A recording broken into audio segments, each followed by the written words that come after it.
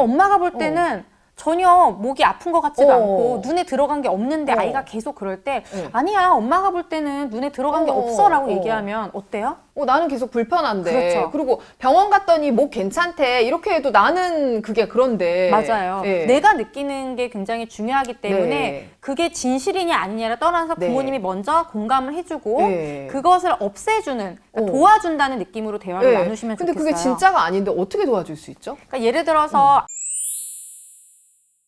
안녕하세요. 육아연구소 이지민 아나운서입니다. 오늘도 오연경 박사님 모셨습니다. 안녕하세요. 안녕하세요. 아이들이 손빨기나 아니면 손 거스러미를 뜯는다든지 눈을 계속 깜빡거린다든지 자기도 모르게 이렇게 반복적으로 하는 행동들이 있잖아요. 이렇게 아이가 자기도 멈추고 싶지만 멈추지 못하고 어떤 행동들을 반복적으로 할 때 엄마의 도움으로 이런 걸 멈추는 게 좀 가능한가요? 우선 이렇게 손을 빤다거나 손톱을 뜯는다 이런 것들은 아이들이 무의식적으로 나오는 행동들이다 보니까 멈추는 것을 목표로 하면 목표를 달성하기가 어렵습니다. 네, 그래서 멈추는 것이 아니라 그 빈도를 점차 줄여나가면서 하는 걸 목표로 하셔야 돼요. 근데 어떤 훈육 상황이든지 하루 안에 다 고칠 순 없겠죠. 그쵸. 점점점 좋아지는 건데 이런 것들이 특히 다른 점은 뭐냐면 예를 들어서 아이가 양치를 거부한다든지 놀이를 멈추지 못한다 이런 것들은 하루에 좋아지는 건 아니더라도 그 순간에는 어떤 이유에 의해서 내가 양치를 해봐야겠어. 나 놀이 멈출 거야 이런 결단을 내릴 수가 있어요. 근데 지금 말한 손톱을 뜯는다, 뭐 눈을 깜빡거린다 이런 것들은 내가 결심을 하더라도 나도 모르게 또 이런 행동들이 나오기 때문에 특히나 더더욱 행동을 딱 멈추는 걸 목표로 하면 안 된다. 이런 말씀을 드리고 싶어요. 그러니까 오늘 이 솔루션을 적용한다고 하더라도 지금 당장 멈추겠지 하면은 아이나 엄마나 오히려 더 힘들 수가 있으니까 처음에는 좀 빈도수를 낮추는 그런 방향으로 가야겠네요. 네, 맞습니다. 저희 둘째 같은 경우에는 손톱 옆에 있는 이 거스러미를 계속 뜯어서 좀 빨갛게 되기도 하고 어떤 때는 좀 피가 나기도 하고 그래서 걱정스러운데 그 행동을 딱 목격했을 때 그때 어떻게 해줘야 되나요?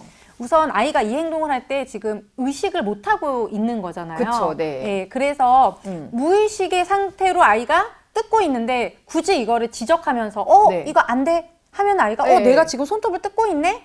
근데 난 너무 간지럽고 난 이걸 멈추기가 힘들어. 이걸 극복하기 어렵게 느껴지기 때문에 습관적으로 뜯고 있는 것 같다라고 생각이 든다면 방향 바꾸기를 해주시는 게 좋아요.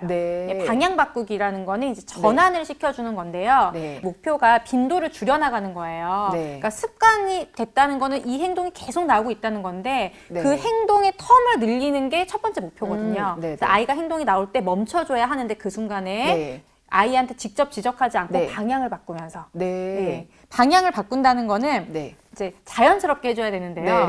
아이가 예를 들어서 손을 자주 사용한다 그러면 어떻게 좀 멈춰줄 수 있을까요? 만약에 뭐 손을 빨고 있다면은 뭐 하이파이브 할까? 뭐 이렇게 해줄 수 있고 아니면 저는 책을 같이 읽을 때는 갑자기 뭘 짚어보라고 하는 거예요. 여기서 토끼가 어딨지? 이렇게 하면 이제 뜯다가도 이제 토끼를 하려고 손을 쓸 수밖에 없게 좀 그렇게 했거든요. 역시 맞습니다. 이런 식으로 아이가 뭔가 손을 사용한다 그러면 그 손이 입에 들어가지 않게끔 하는 손을 사용할 수 있는 다른 방법을 제안해주면서 자연스럽게 방향 바꾸기를 해야 되는 거예요. 부모님들이 지적하지 말라고 하고 멈춰줘야 한다고 얘기를 하니까 손을 잡고 그냥 이렇게 지그시 쳐다본다거나 안 된다는 그런 눈빛, 화내진 않더라도 어떤 걱정스러운 표정, 한숨 쉬는 거 이런 거 다 안 좋겠죠. 이런 것들이 직접 지적하지 않더라도 내가 뭔가 지금 부정적인 행동을 하고 있구나 이렇게 아이에게 인식을 시켜주기 때문에 오히려 그 행동을 강화시킬 수 있습니다. 그러면 그 행동이 있을 때는 그거에 대한 언급을 하지 않으면서 자연스럽게 다른 행동으로 전환하는 게 중요한데 그럼 그 행동이 나타나지 않을 때는 어떤 식으로 해주면 좋을까요? 우리가 방향 바꾸기만으로 아이의 행동이 멈춰주면 좋겠지만 어렵거든요. 그래서 아이가 그 행동을 하지 않을 때는 인식할 수 있도록 그 행동을 인식하고 조절할 수 있도록 도와주는 거예요. 그러니까 행동이 나타날 때는 지적하지 않고 방향 바꾸기. 그리고 행동이 나타나지 않을 때는 아이가 그 행동이 나에게 어떤 영향을 미치는지를 인식하고 스스로 조절하고자 하는 동기를 만들어주는 거죠. 어린 연령하고 높은 연령으로 나눠볼게요. 예를 들어서 5세 이하의 아이들이다라고 하면 퀴즈 형식으로 옳고 그름의 기준을 얘기해 주시면 좋거든요. 예를 들어서 아이가 손을 자꾸 빠는 아이다. 그러면 손으로 할 수 있는 되게 좋은 것들이 많잖아요. 손으로 아이스크림도 까먹을 수 있고 엄마랑 같이 하이파이브를 할 수도 있고 그다음에 책도 볼 수 있고 네. 여러 가지 활동들 할 수 있어요. 그런 것들을 퀴즈 형식으로 우리 손이 아야야 아프면 아이스크림을 맛있게 까먹을 수 있을까 없을까? 없어요. 어떻게 알았어? 네. 또 하이파이브 해주고 이런 식으로 손이 아야야 아프면 수영장에 들어갔을 때 따가워서 수영을 어프어프 할 수 있을까? 못해요. 못하지. 우리 손이 있어서 얼마나 좋아. 손으로 물도 튀길 수 있고 엄마도 아우 예쁘다 해줄 수 있고 이런 식으로 손이 얼마나 우리에게 좋은 역할을 해주는지 다치거나 아팠을 때 어떤 영향이 있는지 이런 것들을 좀 재미있게 네. 아이랑 대화를 나눠보시면 좋을 것 같아요. 네네. 좀 연령이 높은 아이들은 이 손을 뜯으면 안 된다라는 것을 아이가 좀 합리적으로 이해할 수 있도록 설명을 해주시는 게 좋습니다. 뭐 예를 들어서 여자아이들 같은 경우면 너 여기 꾸미는 거 좋아하잖아. 네. 엄마가 여름방학 때 손톱 스티커 예쁜 거 붙여주고 싶은데 네. 손톱이 없으면 안 되겠지. 네. 이런 식으로 아이가 좀 좋아하는 것들을 넣어서 설명해서 생각하게끔 해주시면 좋을 것 네. 같아요. 근데 이때도 네.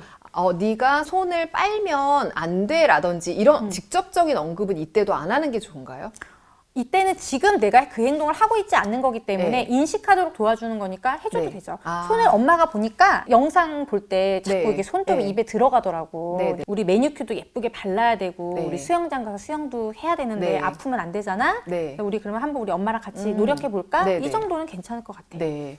그러면은 여자아이들은 손톱 꾸미고 하는 거 좋아하니까 그렇게 얘기하면 될 것 같은데 그럼 남자아이들의 경우는 뭐라고 얘기를 해주면 좋을까요? 이게 뭐 꼭 여자 남자를 네. 나누는 건 아닌데 아이가 좋아하는 것에서 힌트를 찾으면 될 것 같거든요. 네. 뭐 게임을 많이 하니까 네. 게임할 때 손을 또 많이 사용하잖아요. 네. 그런 거 네가 게임 잘하고 싶은데 이게 손톱도 되게 중요하다. 막 이런 네. 얘기를 해주면서 좀 아이가 좋아하는 것으로 연결시켜서 아이가 생각할 수 있게끔 만들어주면 좋을 것 같아요. 네. 근데 아이가 엄마 근데 나는 손톱이 짧은데도 이거 잘 눌러져 이런 식으로 자기만의 논리로 얘기를 하면은 그럴 땐 어떡하죠? 네, 그렇죠. 부모님들이 뭔가 아이를 이해시키려고 네. 하는데 아이 입장에서 나는 아니야. 이렇게 지금도 괜찮아 이렇게 나올 때 네네 거부적인 반응이 나올 때가 있어요. 이거는 대화가 잘못된 건가 이렇게 부모님들이 네네. 오해하실 수 있는데 그렇지 않고요. 아이들을 그래서 잘 우리가 관찰을 해야 되는 겁니다. 만약에 이 대화를 게임을 할 때 우리 아들을 딱 보니까 마우스를 누르는데 되게 힘들어해. 네. 그리고 따가워하니까 막 짜증을 내면서 네. 하는 모습을 부모님이 발견했다면 그리고 이번 주에 친구들이랑 모여서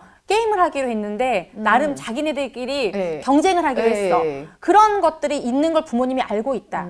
그럴 때 이런 대화를 해준다면 훨씬 네. 더 외적 보상이 더 강조가 되면서 아이가 좀 내가 조절을 해볼까라는 생각이 들겠죠. 네. 그래서 뭐든지 아이의 그 행동을 수정하기 위해서는 부모님의 관찰이 먼저 네. 아이가 좋아하는 것이 그 대화 안에 나와줘야 네네. 되거든요. 네. 그러니까 남자 여자 상관없이 예를 네. 들어서 아이가 귤을 좋아하는데 손톱이 없어서 귤이 안 까진다든지 그렇죠.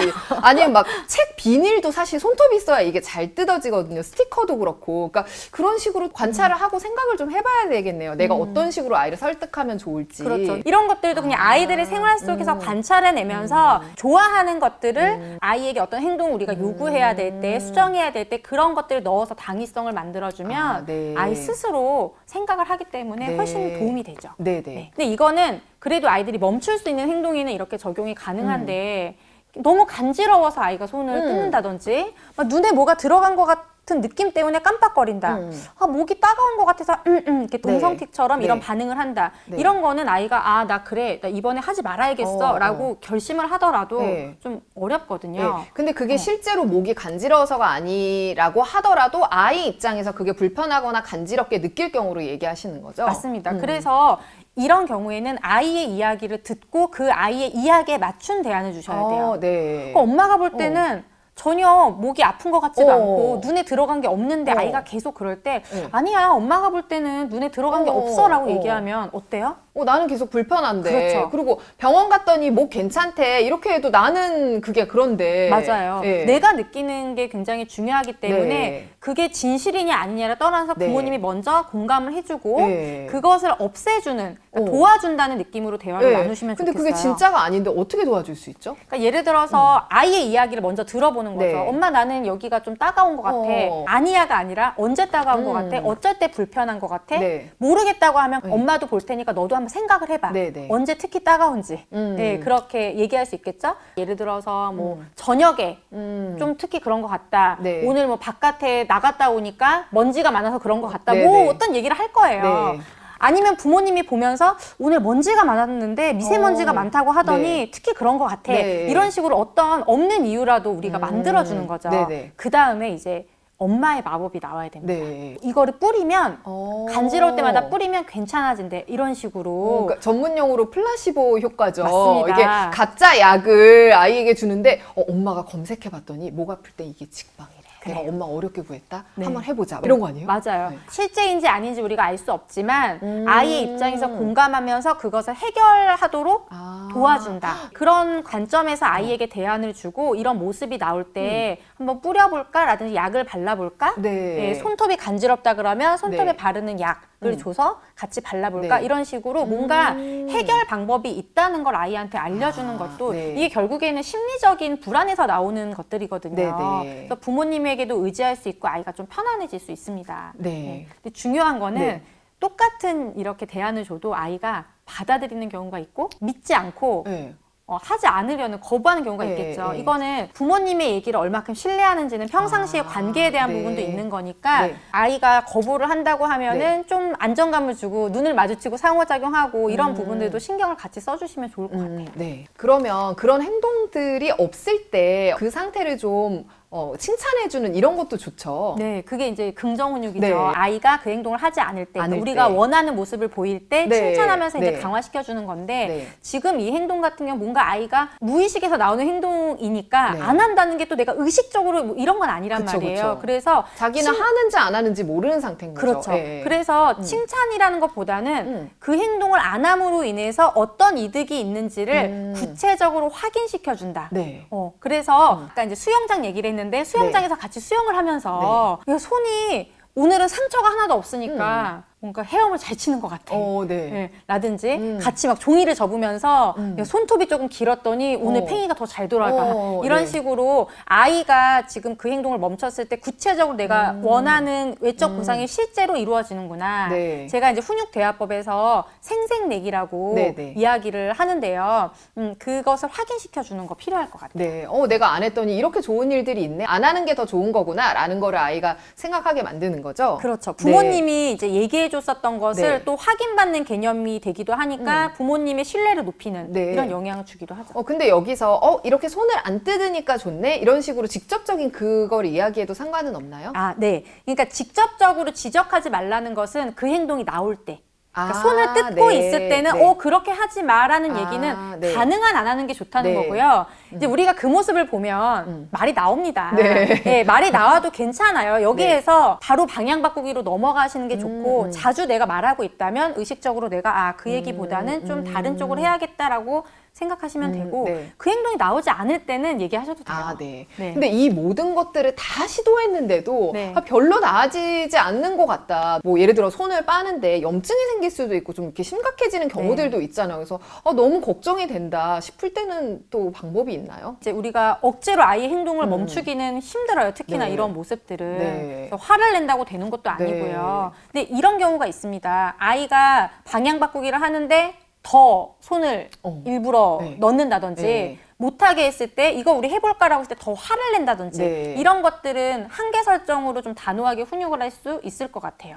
그래서 그때는 우리가 나누었었던 대화를 좀 단호하게 표현하는 거죠. 지금 이렇게 해서 손이 아파지고 여기에 염증이 생기면 우리가 수영장 가려고 했을 때 수영도 재밌게 할 수가 없는 거야. 요번에 친구들이랑 종이접기 만들어서 같이 게임하기로 했잖아. 그때 종이접기 잘 못해도 괜찮은 거야. 근데 주의할 점은 방향 바꾸기도 충분히 하면서 아이의 그 습관이 된 그 빈도를 점점 줄이는 노력을 먼저 했는가. 그리고 그 행동이 나오지 않았을 때 어떻게 도와줄 수 있는지 이런 대안에 대한 것들을 얘기를 했는가. 이런 것들을 다 건너뛰고 단호하게만 하면 안 되겠죠. 충분히 좀 하신 다음에 해보시는 게 좋겠고 눈을 깜빡거린다든지 아이가 뭐 너무 간지러워서 못 참아서 이거를 멈추지 못한다든지 아토피 때문에 아이가 계속 긁는 경우도 있고 하잖아요. 이럴 때는 또 단호하게 하기는 어렵거든요. 이런 심리적인 또 불안이라든지 어쩔 수 없는 상황에서 아이가 나오는 모습은 직접적으로 얘기해도 되되 안정감을 주는 거. 중요한 느낌으로 직접적으로 얘기를 하는 게 좋을 것 같아요. 그럼 이 앞에 거를 다 건너뛰고 바로 이렇게 한계 설정으로 들어갔을 때는 어떤 부작용이 있나요? 그러니까 아이 입장에서는 이게 어렵거든요. 잘 안 되는 거거든요. 언제 하는지도 몰랐는데 아무 생각 없다가 갑자기 이제 지적들이 들어오면 깜짝 놀라기도 하고 더 불안한데 대안이 없잖아요. 그러니까 더 숨어서 그쵸. 한다든지 안 했을 때 더 답답한 거죠. 그러니까 더 강화가 되고 화가 나게 되고 이런 이제 모습들이 나와서 더 좀 그 행동이 심해지는 모습들이 있는 것 같아요. 네. 사실 그 엄마 입장에서 아이가 막 갑자기 손을 빤다든지 옆에를 막 뜯는다든지 눈을 깜빡거리고 이런 행동들이 나오면 혹시 애정 결핍인가? 나한테 사랑이 부족한가? 이런 생각이 들면서 좀 고민도 많아지고 생각도 많아지거든요. 좀 부모님들한테 해주고 싶은 말씀이 있다면. 애정 결핍이라는 게 손 빠는 아이들한테 많이 나오는 게 아주 아기 때 손 빨잖아요. 이거는 되게 자연스러운 건데 그때 부모님이 방향 바꾸기를 해주면서 이게 습관이 안 되도록 해줘야 되는데 계속 손을 빠는 게 고착이 됐다는 건 혼자 있는 시간이 많았다는 거거든요. 그래서 이제 그런 말들이 나온 건데 기질에 따라서 촉감 자극을 많이 추구하는 아이들도 있고요. 여러 원인들이 있어서 딱 애정 결핍이라고 얘기하기는 어렵고 어른들 중에도 손톱 뜯고 이런 사람들 많이 있잖아요. 근데 그 손톱 뜯는 내 모습이 굉장히 싫다 이렇게 느끼는 분들은 자녀한테도 되게 강하게 통제를 합니다. 근데 내가 손톱을 뜯고 내가 손톱을 단 한 번도 깎아본 적이 없어. 저희 남편도 그렇거든요. 사랑을 많이 받고 자랐고 스스로 그거에 대해서 문제라고 생각을 안 해요. 불편하긴 하죠. 이렇게 캔 뚜껑 같은 거 잘 못하거든요. 나의 그 모습을 싫어하지 않기 때문에 사회생활을 하거나 결혼생활을 하는데 문제가 되지 않습니다. 당장의 아이들이 뭐 염증이 생기고 이런 부분들이 있다면 우리가 적극적으로 도와줘야겠지만 이 자체만으로는 큰 문제는 아니다. 오히려 아이가 그런 내 손톱 뜯는 모습을 부모님이 비난하고 지적했을 때 자존감이 낮아지고 내가 왜 이걸 조절을 못하지? 내가 왜 이런 행동을 하는 거지라는 생각을 하는 게 훨씬 더 위험하다. 그래서 오늘 알려드린 방법들을 사용하시면 큰 걱정을 하지 않아도 되지 않을까? 자연스럽게 없어질 거다라고 생각합니다. 뭐 애정 결핍이 아닐까 너무 크게 걱정하신 분들도 계실 텐데 그렇게까지 크게 죄책감을 가지실 필요는 없겠네요. 오늘 이렇게 아이가 무의식적으로 하는 행동들에 대해서 알아봤는데요. 오늘 영상으로 당장에 멈추는 건 아니지만 천천히 빈도수를 줄여가는 방향으로 한번 시도해 보시면 좋을 것 같습니다. 고맙습니다.